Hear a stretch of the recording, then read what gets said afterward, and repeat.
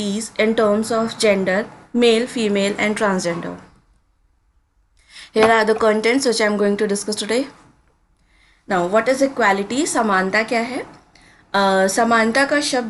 समानता शब्द का अर्थ ये है कि समाज में किसी भी वर्ग के लिए विशेषाधिकारों की अनुपस्थिति और बिना किसी भेदभाव के सभी व्यक्तियों के लिए पर्याप्त अवसरों का प्रावधान।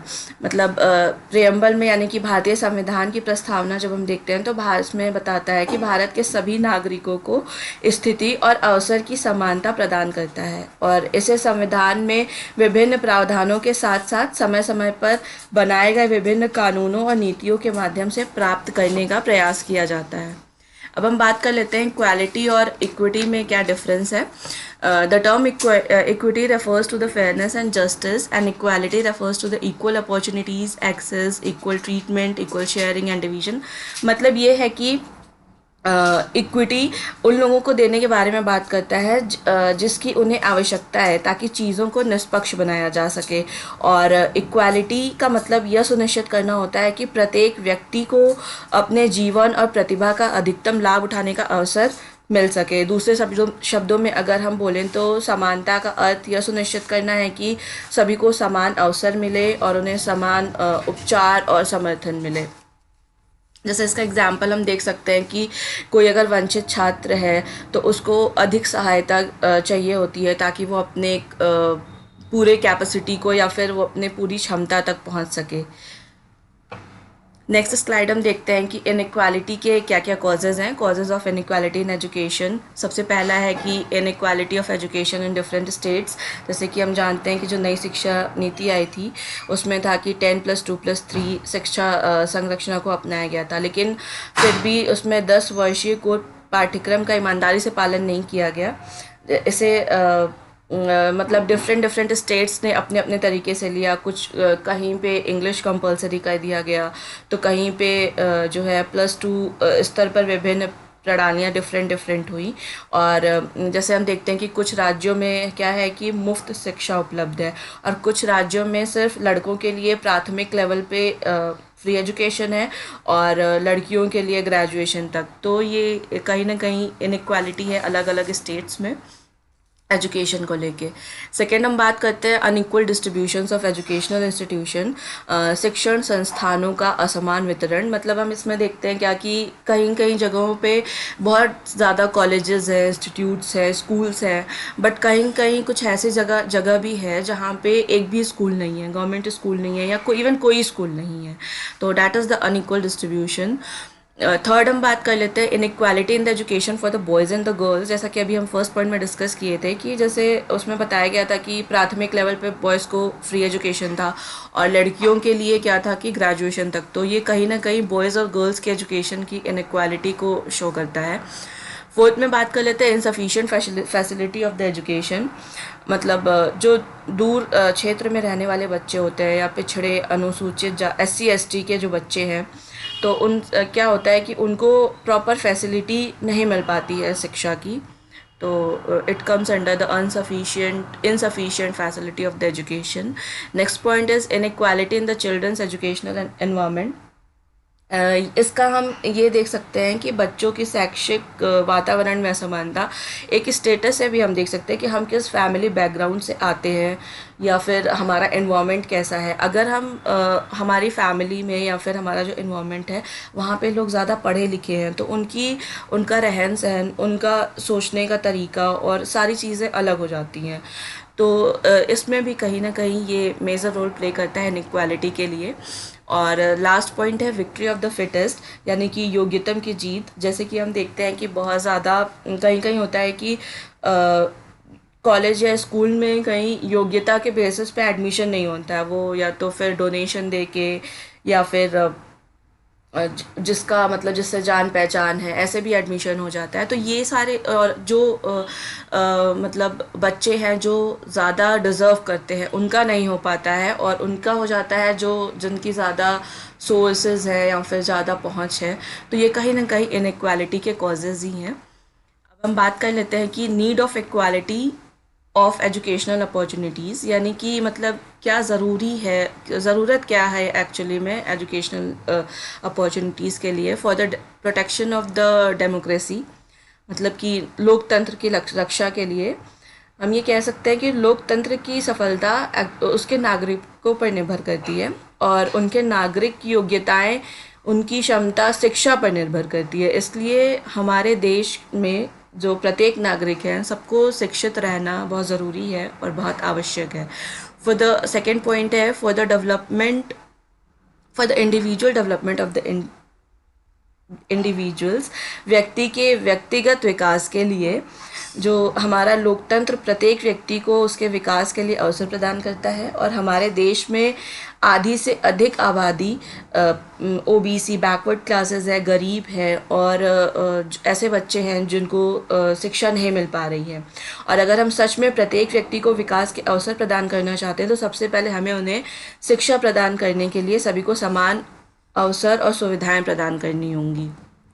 नेक्स्ट थर्ड हम लोग बात कर लेते हैं for the abolition of the class discrimination, जो वर्ग भेदभाव है उसके मतलब उसके एबोलिशन के लिए, एबोलिशन मीन शायद उन्मूलन होता है। वर्गीय भेदभाव को दूर करने के लिए सभी वर्गों के बच्चों और युवाओं को समान अवसर और सुविधाएं प्रदान करना आवश्यक है। हमारे संविधान के आर्टिकल 29 में यह स्पष्ट रूप से घोषित करता है ये कि किसी भी नागरिक को धर्म, जाति, क्षेत्र या जाति के आधार पर किसी भी राज्य सहायता प्राप्त शिक्षण संस्थान में प्रवेश से वंचित नहीं किया जा सकता। नेक्स्ट टॉपिक है कि for the advancement of the society, समाज की उन्नति के लिए। हमारा समाज उन्नति तभी करेगा जब हमारे देश का प्रत्येक नागरिक या प्रत्येक बच्चा, हर कोई शिक्षित हो जाएगा। इसके लिए हमारे देश में शैक्षिक अवसरों की समानता की आवश्यकता और भी अधिक है। नेक्स्ट है for the economic development of the nation, राष्ट्र के आर्थिक विकास के लिए। किसी भी राष्ट्र का आर्थिक विकास दो कारकों पर निर्भर करता है, प्राकृतिक संसाधनों पर और मानव संसाधन पर। जहाँ तक प्राकृतिक संसाधन का संबंध है वे प्रकृति की देन है, लेकिन मानव संसाधन का विकास शिक्षा पर निर्भर करता है। जिस देश में शिक्षा प्रणाली जितनी अच्छी होती है उतनी ही तेज़ी से उस राष्ट्र का आर्थिक विकास हो पाता है। नेक्स्ट हम बढ़ते हैं आगे। मीन्स एंड मेजर्स, क्या क्या मतलब भारत के शैक्षिक अवसरों की समानता की प्राप्ति के लिए क्या क्या उपाय थे। सबसे पहले राधाकृष्णन कमीशन 1948 to 1949। शैक्षिक अवसरों की समानता के दो पहलू हैं कि सबसे पहला है कि देश के सभी बच्चों और युवाओं को बिना किसी भेदभाव के किसी भी स्तर पर और किसी भी प्रकार की शिक्षा समान रूप से सुलभ कराना चाहिए। दूसरा क्या है कि यह किसी भी वर्ग के बच्चों अथवा युवकों के किसी भी स्तर और किसी भी प्रकार की शिक्षा प्राप्त करने में आने वाली जितनी भी बाधाएं हैं उनका निवारण करना चाहिए।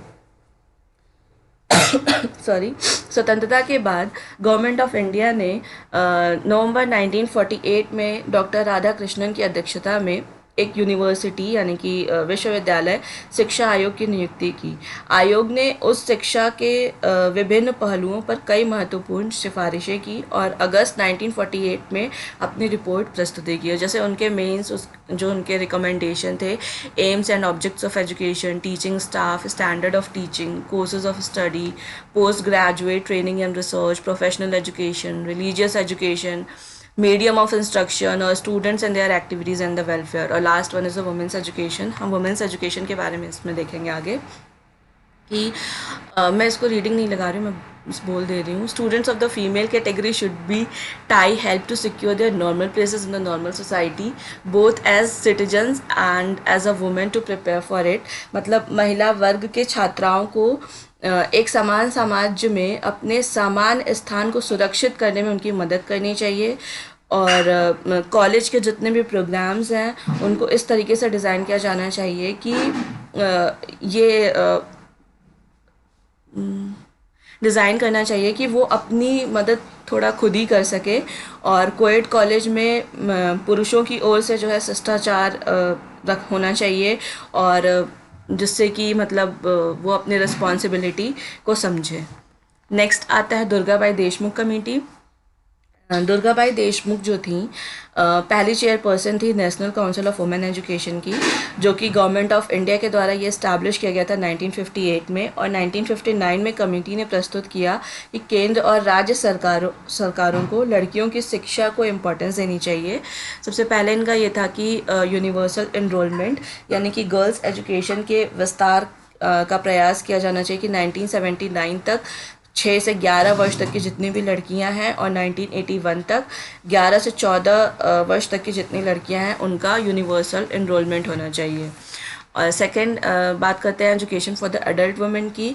एडल्ट वुमेन को शिक्षा देने के लिए सेंट्रल सोशल वेलफेयर बोर्ड को कंडेंस कोर्सेज स्टार्ट करने चाहिए, जिसके थे major recommendation close up the gap की पुरुष और महिलाओं के बीच में जो भी गैप है उसको फिल कर देना चाहिए। इनकरेजमेंट टू द को एजुकेशन, ऐसी जगहों पर जहाँ पे गर्ल्स के लिए सेपरेट स्कूल स्टार्ट नहीं कर सकते हैं या वहाँ पे स्टार्ट करना कठिन है, वहाँ पे को एजुकेशन को इनकरेज करना चाहिए, जिससे गर्ल्स और बॉयज़ दोनों साथ साथ पढ़ सकें।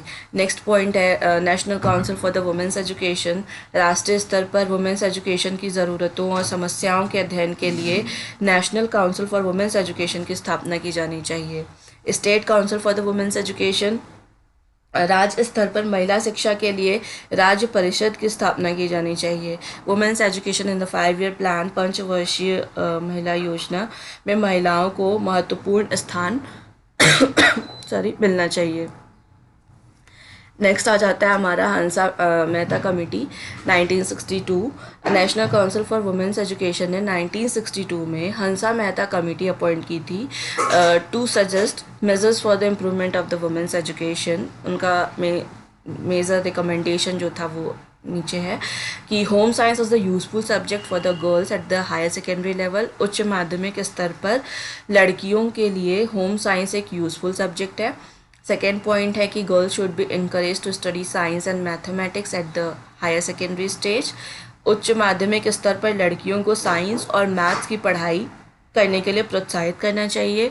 को education should be adopted and encourage at the primary level. प्राथमिक स्तर पर को एजुकेशन को अपनाया जाना चाहिए और प्रोत्साहित करना चाहिए। Women should be given adequate representation in text book committee. Text book committee में महिलाओं को पर्याप्त प्रतिनिधित्व दिया जाना चाहिए। Provision of vocational education at the end of secondary education, माध्यमिक शिक्षा के अंत में व्यावसायिक शिक्षा का प्रावधान होना चाहिए। Proper facilities should be provided in the educational institution for music, drawing, painting etcetera. मतलब शिक्षण संस्थानों में संगीत, ड्राइंग, पेंटिंग की सुविधा उपलब्ध कराई जानी चाहिए। इसके बाद हम बात करेंगे secondary education commission 1952 to 53। Secondary education commission को मुदालिर कमीशन के नाम से भी जाना जाता है और गवर्नमेंट ऑफ इंडिया के द्वारा वर्तमान शिक्षा प्रणाली में बदलाव लाने के लिए और इसे राष्ट्र के लिए बेहतर बनाने के संकल्प के रूप में इसे नियुक्त किया गया था।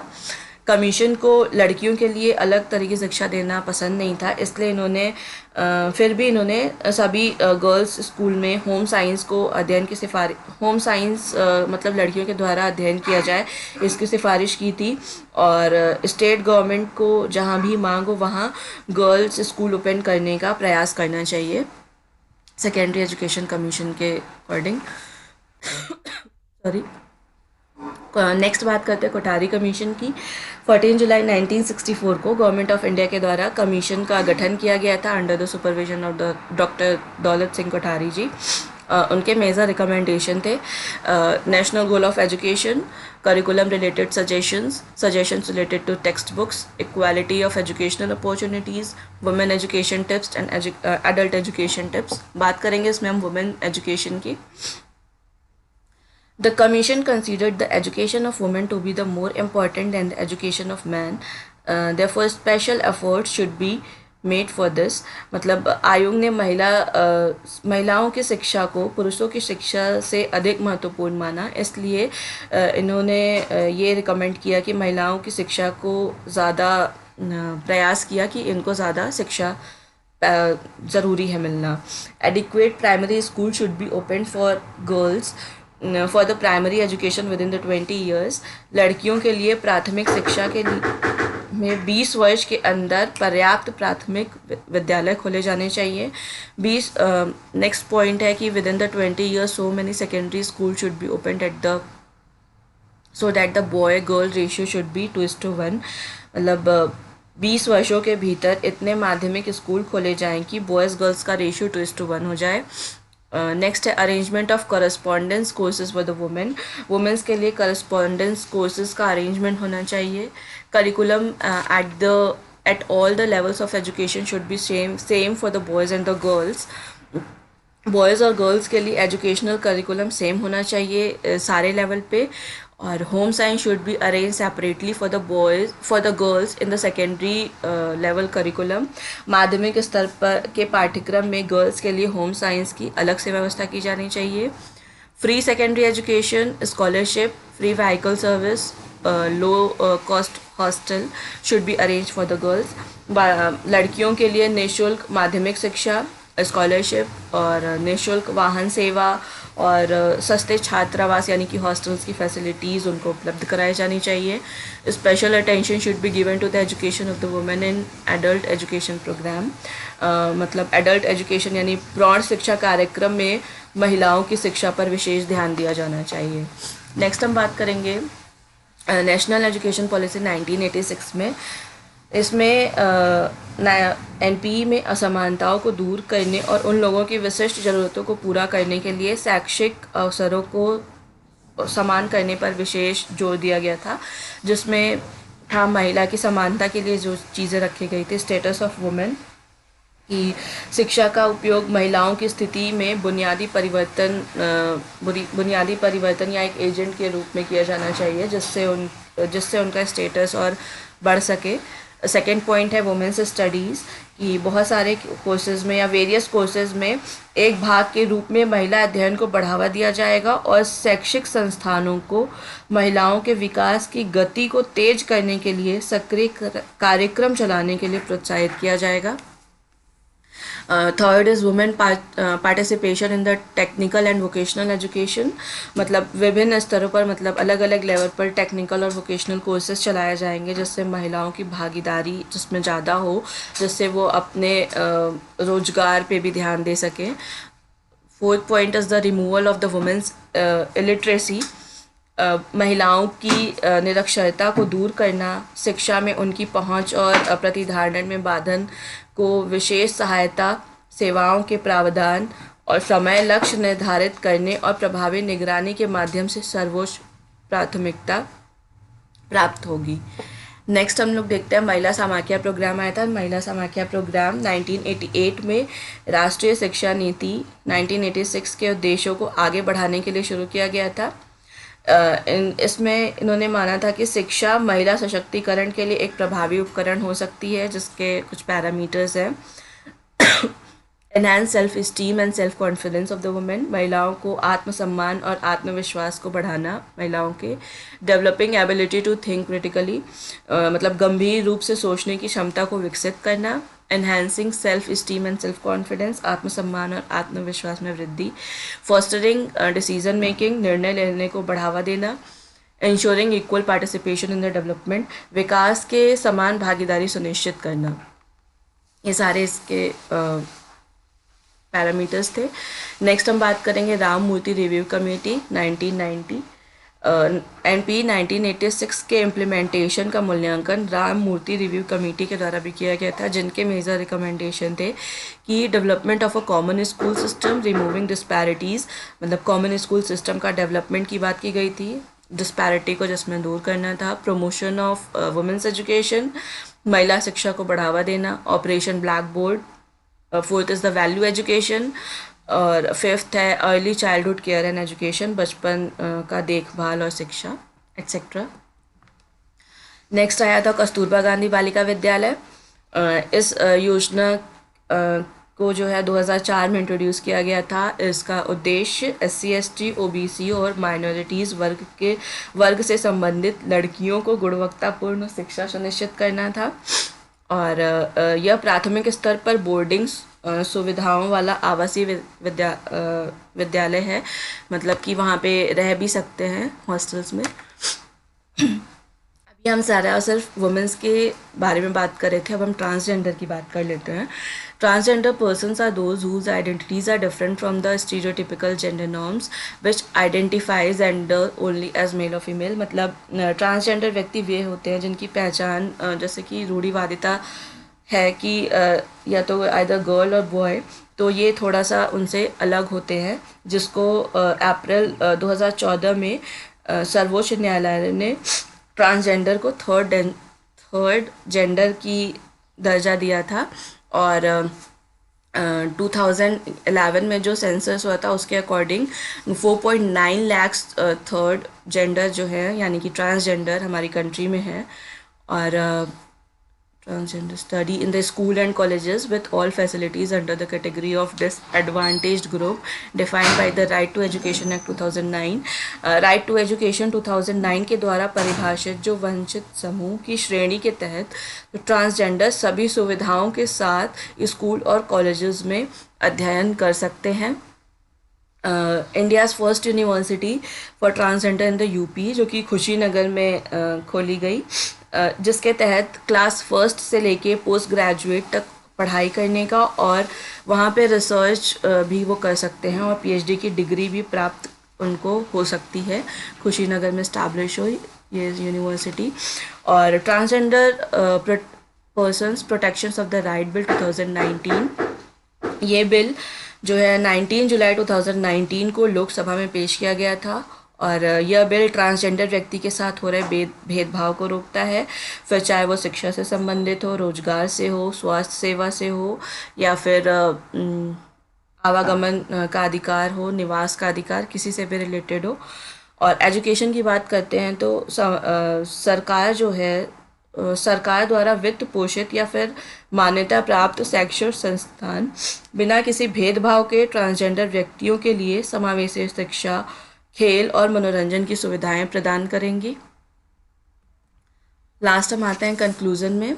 मतलब it is essential that we provide education to all those who are not receiving it and whatever the difficulties we should remove them in the task. This is means of equality of educational opportunities। मतलब ये है कि आवश्यक ये है कि हम उन सभी को शिक्षा प्रदान करें जो इसे प्राप्त नहीं कर पा रहे हैं या फिर जो भी वो कठिनाइयाँ फेस कर रहे हैं, उनको कठिनाइयों को हटाने में हमें उनकी सहायता करनी चाहिए, हमें उसे दूर करना चाहिए। यही शैक्षिक अवसरों की समानता का मतलब है।